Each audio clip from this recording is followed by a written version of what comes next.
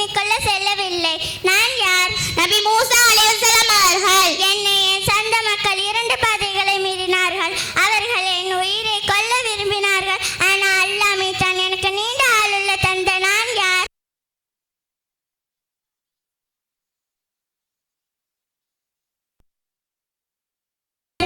என் கைகளால் இரும்பு மாறியது.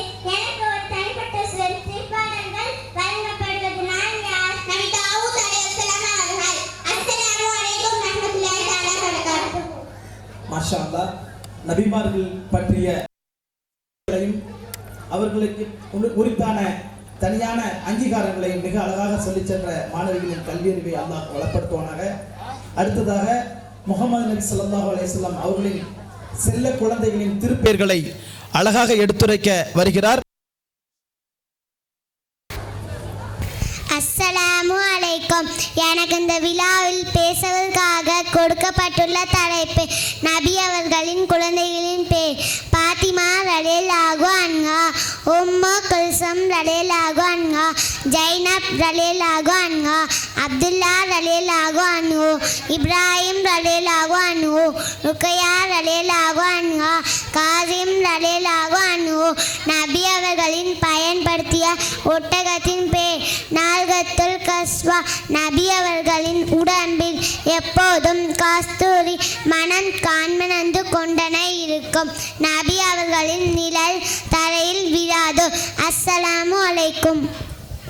மாஷா அல்லாஹ். சிறுமியின் கல்வியறிவை அல்லாஹ் வளப்படுத்துவானாக.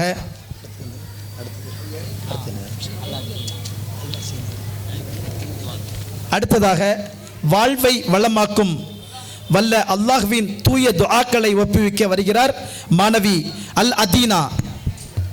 அஸ்ஸலாமு அலைக்கும் வரஹ்மத்துல்லாஹி தஆலா வபரகாத்துஹு.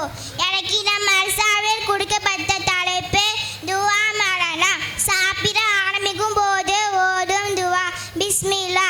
சாத்து முடித்தவன் ஓதும் துஆ அல்ஹம்துலில்லாஹி அத்தாமனா வ சக்கானா வஜாலனா மினல் முஸ்லிமீன்.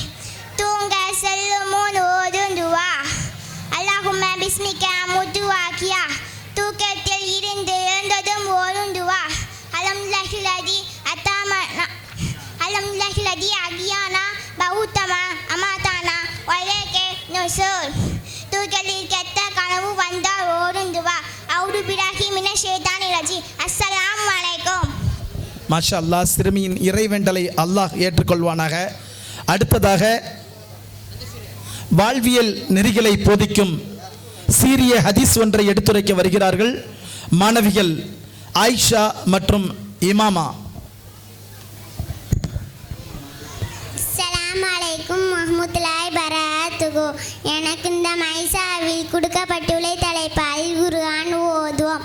இறைந்தூதர் ஸல்லல்லாஹு அலைஹி வஸல்லம் அவர்கள் கூறினார்கள், குர்ஆனை ஓதி அதன்படி செய்யும் ஆற்றக்கூடிய இறை நம்பிக்கையான எலுமிச்சை போன்றவ. அதன் சுவையும் நன்று, வாசனையும் நன்று. அஸ்ஸலாமு அலைக்கும். அல்ஹம்துலில்லாஹ். அடுத்ததாக சமுதாய தீங்குகளில் ஒன்றான வரதட்சணை வன்கொடுமைகளுக்கு எதிராக குரல் எழுப்ப வருகிறார் மாணவி நுஹா.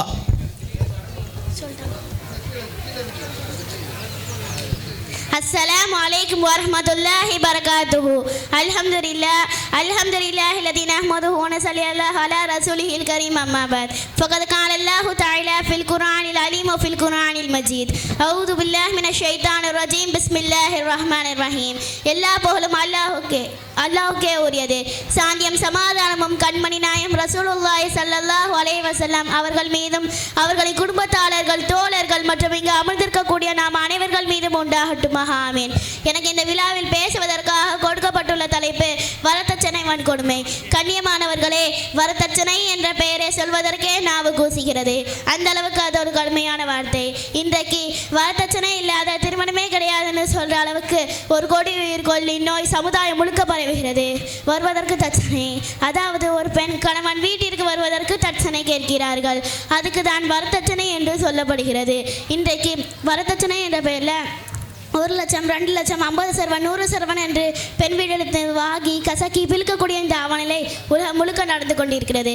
கண்ணியமானவர்களே, இது கௌரவ பிச்சைன்னு கூட சொல்லலாம். ரோட்டில் பிச்சை எடுக்கிறவங்களுக்கும் இவங்களுக்கும் ஒரே ஒரு வித்தியாசம்தான். அவங்க ரோட்டில் இவங்க வீட்டில், அவ்வளவுதான். கல்யாணத்துக்கு பெண் பேசிட வரும்போது மாப்பிள்ளை பெற்ற தாய்மகள் சொல்லுவாங்க, என் மகன் ஒரு பிஸ்னஸ் ஆரம்பிக்க போகிறான், அதுக்கு 1 லட்சம் ரூபாய் கொடுத்துருங்க. என் மகன் வெளிநாட்டுக்கு போகிறான், அதுக்கு 1 லட்சம் ரூபாய் கொடுத்துருங்க. கல்யாணத்தையும் முடிச்சிடலாம் அப்படின்னு சொல்லுவாங்க.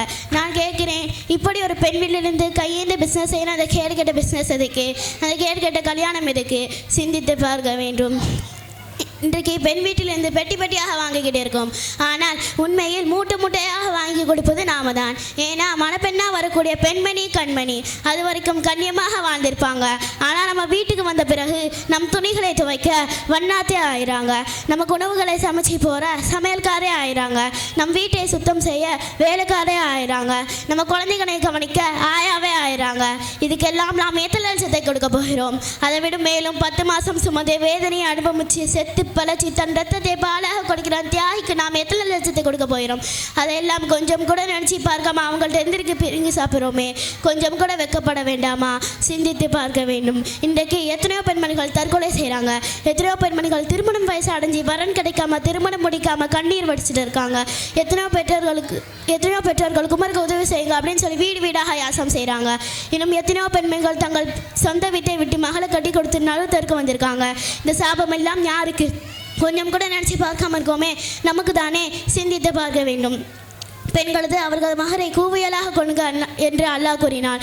ஆனால் இன்றைக்கு நாம் 1001 சல்லியாக மகரா சபையில் கொடுத்துட்டு 1 லட்சம் 2 லட்சம்னு வாங்குகிறோமே, இதுக்கு பேர் தான் மகரா. ஒரு பெண்மணி பொருள் வம்சம் அழகு மார்க்கம் இந்த 4 விஷயங்களுக்காக மட்டுமே உலகில் திருமணம் முடிக்கப்படுகிறாள். ஆனால் நீங்கள் மார்க்கமுள்ள பெண்ணை தேர்வு செய்யுங்கள் என்று நபி ஸல்லல்லாஹு அலைஹி வஸல்லம் அவர்கள் கூறினார்கள். ஆனால் இன்றைக்கு நாம் அந்த வம்சமா இந்த வம்சமா அவ்வளோ போடுவாங்களா இவ்வளோ போடுவாங்களான்னு பார்க்குறோமே தவிர தொழக்கூடிய பெண்ணா ஓதக்கூடிய பெண்ணா நல்ல ஒழுக்கமுள்ள பெண்ணாண்டி யாரும் பார்க்கறதில்ல. இப்படி பணத்தை மட்டும் பார்க்கிற காரணத்தினால தான் இன்றைக்கு பல குடும்பங்கள் ஒற்றுமை இல்லாமல் போயிடுச்சு. அல்லாஹ் பாதுகாக்க வேண்டும். இன்றைக்கு ஒரு ஆள் எதுவும் வேண்டாம், பெண்ணை மட்டும் கொடுத்தா போதும்னு சொன்னால் கூட அவங்கள்ட்ட ஏதோ குறை இருக்கிறது, அதுதான் எதுவும் வேண்டாம்னு சொல்கிறாரு. அப்படிப்பட்ட சமுதாயமாக நாம் மாறிவிட்டோம். அது மட்டும் இல்லை, இன்றைக்கு பல முஸ்லிம்கள் தங்கள் பெண் பிள்ளைகளை மாற்றி மற்றவர்களுக்கு கட்டி கொடுக்குறாங்க. காரணம் கேட்டால் முஸ்லிம்கள் கேட்குற வரதட்சணைகளால் கொடுக்க முடியலன்னு சொல்கிறாங்க.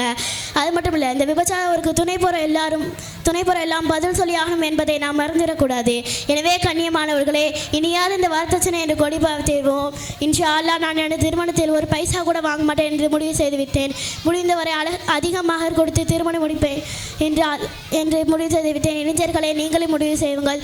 அல்லாஹ் தஆலா நாம் அனைவரையும் சமுதாயத்தில் வரதட்சணை இல்லாத சமுதாயமாக மாற்றுவானாக. ஆமீன்.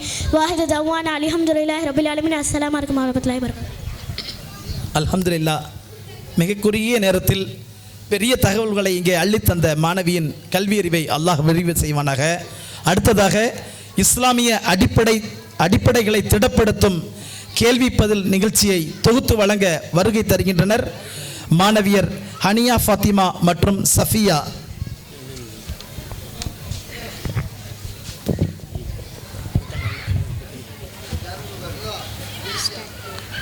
அஸ்ஸலாமு அலைக்கும் வரஹ்மத்துல்லாஹி தஆலா பரகாத்துஹு. எங்களுக்கு இந்த விழாவில் பேசுவதற்காக கொடுக்கப்பட்டுள்ள தலைப்பு இஸ்லாமிய கேள்வி பதில். இஸ்லாம் என்றால் என்ன? அல்லாஹ்வின் கட்டளைகளை அதன்படி செயல்படுவது என்பது இஸ்லாம். இறை தூதர் என்றால் யார்? மனிதர்கள் நேர்படி காட்டும் இடம் அல்லாஹ் யாரை அனுப்பினார்களோ அவர் இறை தூதர் ஆவார். நம்முடைய இறை தூதர் யார்? நம்முடைய இறை தூதர் ஸல்லல்லாஹு அலைஹி வஸல்லம் அவர்தான் அல்லாஹ்வின் தூதர் இருக்கிறார். கலிமா தையிபாவின் பொருள் என்ன? லா இலாஹ இல்லல்லாஹ் முஹம்மது ரசூலுல்லாஹ். வணக்கத்துக்குரியவன் அல்லாஹ்வின் தவிர வேறு யாரும் இல்லை. முஹம்மது ஸல்லல்லாஹு அலைஹி வஸல்லம் அவர்தான் அல்லாஹ்வின் தூதர் ஆவார். ஈமான் என்றால் என்ன? நமது நபி முஹம்மது ஸல்லல்லாஹு அலைஹி வஸல்லம் அவர்தான் அல்லாஹ்விடமிருந்து அதை அறிந்து மனிதரிடம் சொல்லி மனிதர்கள் நாவினால் நம்புவதுதான் ஈமான் என்று பெயர். ஷிர்க் என்றால் என்ன? அல்லாஹ்வின் அளவின் ததத்தின் மற்றவர்களை சமமாக நம்புவதுதான் ஷிர்க் என்று பெயர். மறைவான விஷயங்கள் என்றால் என்ன? அறிவின் மூலமாகவும் உணர்வின் மூலமாகவும் எதை செய்ய முடியாது என்று கைஃப் உன் மணக்குமார்கள் சொர்க்கம் நரகம் மறுமை நாள் போன்றவை. ஈமான் இணையாக இருக்க நிபந்தனைகள் என்ன? ஈமான்